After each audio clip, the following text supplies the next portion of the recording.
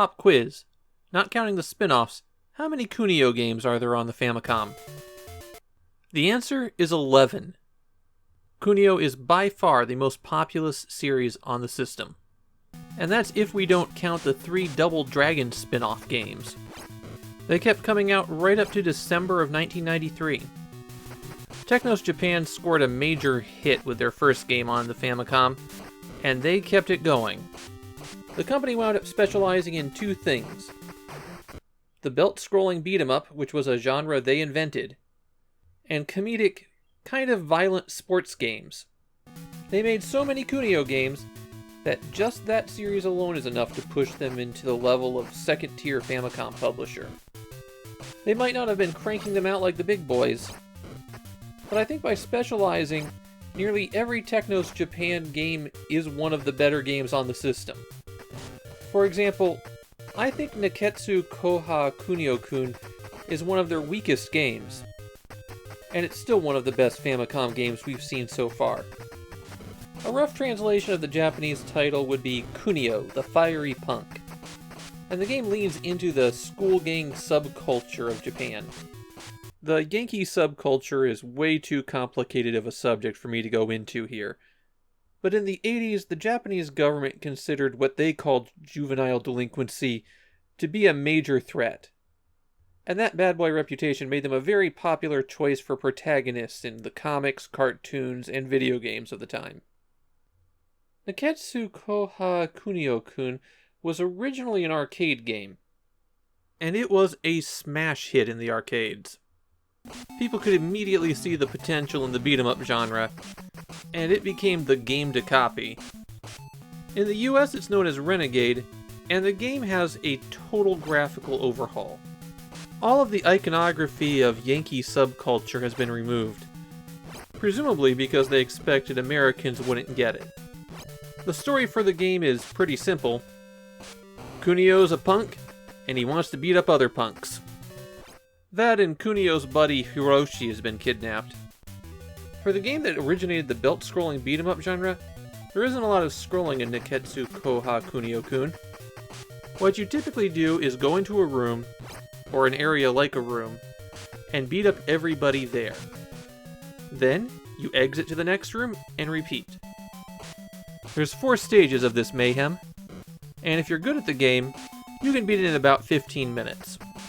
That's easier said than done, though. This is a hard game. Pressing the B button attacks to the left, pressing the A button attacks to the right, and what position you're in determines what attack you do. Attack in the direction you're facing, and you throw a punch. Attack in the opposite direction, and you kick. You always face the closest enemy, too.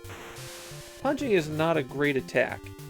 The enemies don't get stunned by it very long, and you'll typically wind up trading punch for punch.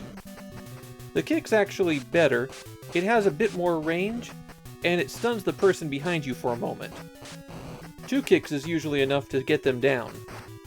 You can perform a jump kick by pressing both buttons at the same time. Enemies often just duck underneath it, but that leaves them open to starting a combo. You can also run by double tapping in a direction. Attack in the direction that you're running and you'll throw out a punch. Or you could press both buttons and do a flying jump kick. You can also grab an enemy when you're close to them, attack toward them to knee them a few times, or press away and attack away to throw them behind you, which might also knock over anybody who's approaching from that direction. Finally, when someone's on the ground, you can walk over them and press down to sit on them, then attack in their direction to beat them up while they're on the ground. That's actually the most effective move in the game. Get them on the ground, and then punch them a few times, and you've got a good chance of taking them out. Another useful thing about that move is sometimes you'll shake items out of enemies. This P makes you flash, and you're not invincible.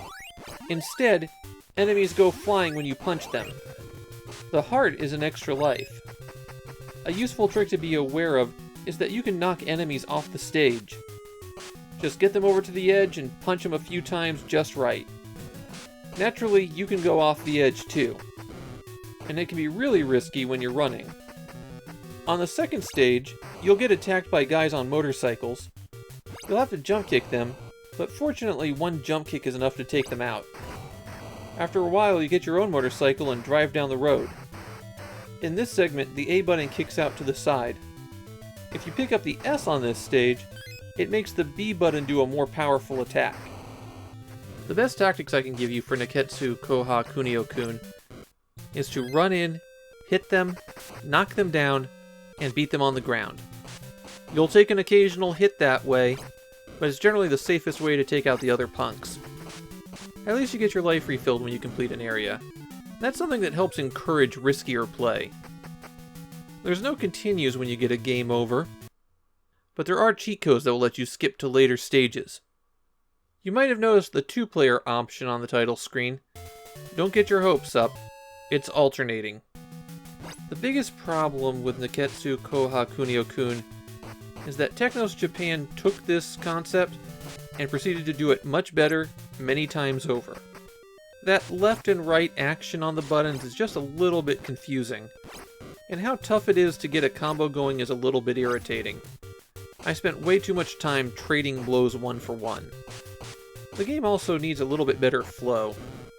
You beat the exact same punks up multiple times until eventually a boss shows up.